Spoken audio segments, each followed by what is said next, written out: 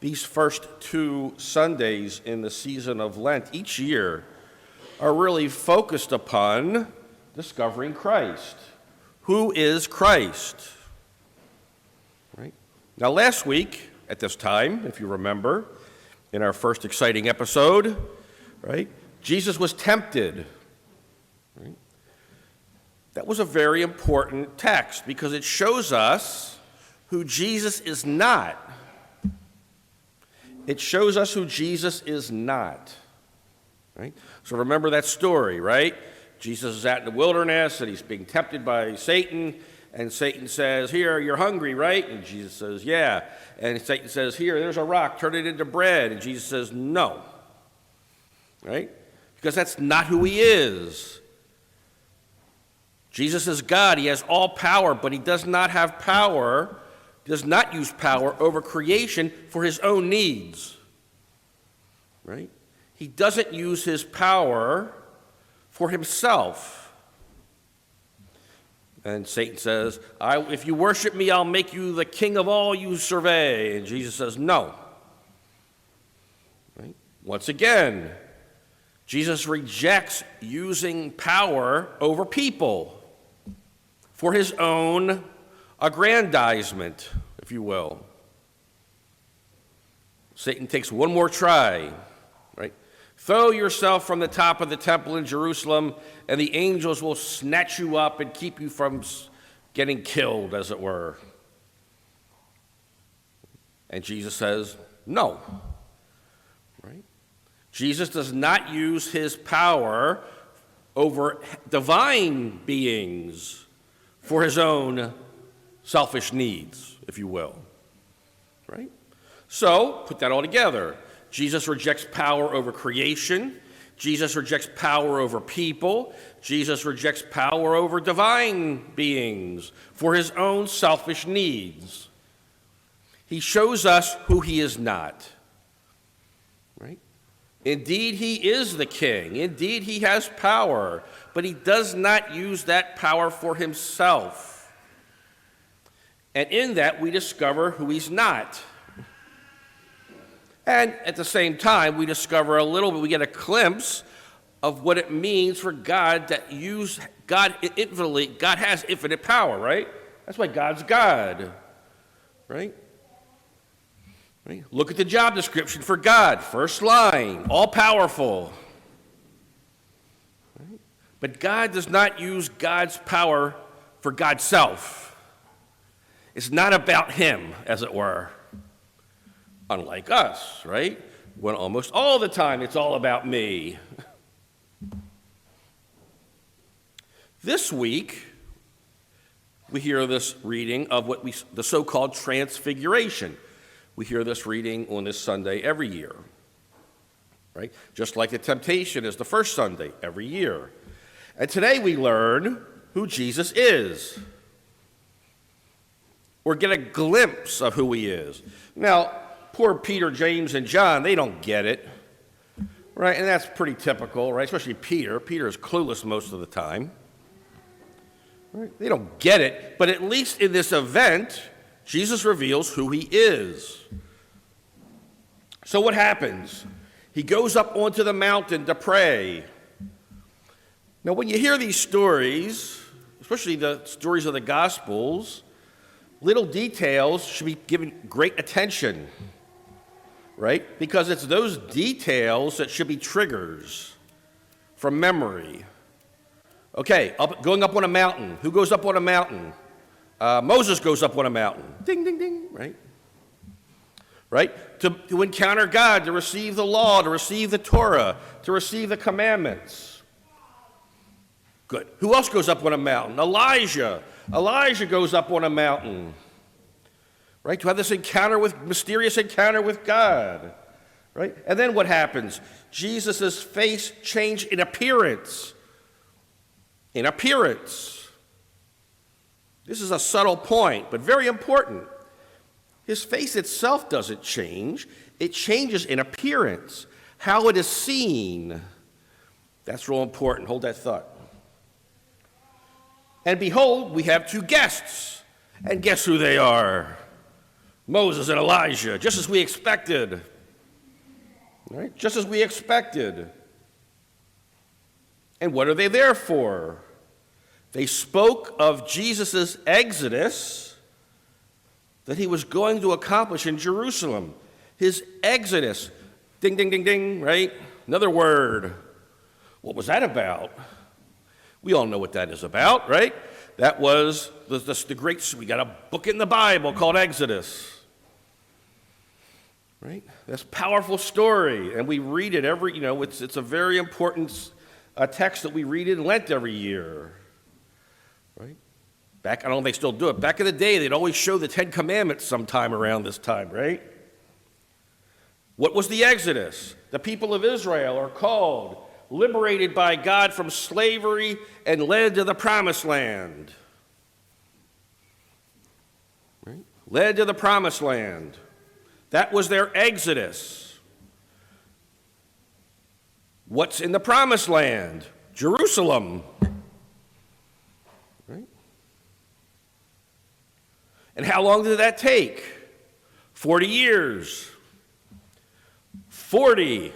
Bells go off again. This is subtle. But according to the tradition, if you will, and a certain way of reckoning, going through these scriptures and reckoning time, how many days before Good Friday does this event happen? I bet you can guess. 40.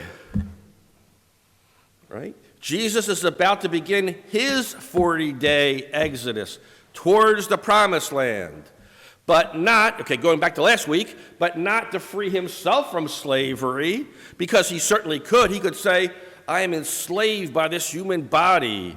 I get tired, I get sick, I get discouraged, I get tempted. Forget about it. I'm going to liberate myself from the slavery of this human body and go home to Daddy. But that's not what he does. He reveals who he is. And therefore, in these events, we discover Christ. Right? We discover who he is. He's going to the Promised Land. It's going to take him 40 days to get there. And he's going to liberate not himself from slavery, but us. But us.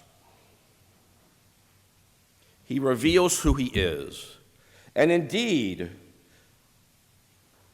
in that revelation, so today we get a glimpse of this, right? In a mystical way, right? In a flash, these disciples and ourselves, through their eyes, Peter, John, and James, we get to see who Jesus really is. Right? That's why it says his face changed in appearance. Right? He wasn't doing a trick. But in that moment, they saw Jesus out as he really is. Now, why don't we see Jesus the way he really is? Because our eyes are dimmed, as it were. By what? By sin. By original sin. Good catechism, right? What are the effects of original sin? Darkens the mind, it weakens the will. The original sin keeps us from seeing God as God really is. Right? If those spiritual senses were restored as they were for Peter, James, and John in that moment, we would be dazzled by God's presence everywhere. Because why? Because God is indeed everywhere. We would discover Christ everywhere. God is everywhere. Right? And God is not a miser. God is not a power. God is not an oligarch. Right? God doesn't gather power to himself. God is all powerful, but gives it away to liberate us. What do we call that? Love, compassion, mercy. In this event, we see where we're going. We're going to Jerusalem. And in Jerusalem, we will see Jesus reveal his glory. What is Jesus' real glory that everybody can see? The cross. Right? That is the message of the San Damiano cross that hangs here. Look at it carefully if you've never looked at it before. Right? It's Jesus on the cross, but it's not Jesus suffering. It's Jesus reigning in glory on the cross. This is the King of the Jews. This is our King. And he came to give it all away for you and for me, holding back nothing for himself. Then what happens? A cloud descends. Bells go off again. Moses went on the top of Sinai, and the cloud descended, and God was in the cloud. God's presence in the cloud. And indeed, when God is leading the people of Israel on the Exodus during the daytime, how does that manifested? Through this cloud, which they follow for 40 years through the desert. They're following this mysterious cloud, leading them to the promised land. Elijah goes up onto a mountain. He encounters God in what? A cloud. Right? In these events, in this Exodus, in these 40 days, we encounter Christ. We discover Christ. We see God as God truly is, not power hungry, but loving, compassionate, merciful. Right? And what is their response? Peter, James, and John. They fell silent. Why? Because they were afraid. That's a strange word. Maybe a better way to look at that was not so much afraid as in, don't kill me, Lord. Don't strike me down. But more in the sense of respect, awe. Our God is an awesome God. We've all heard that song, right? God is awesome. Right? It fills us with awe.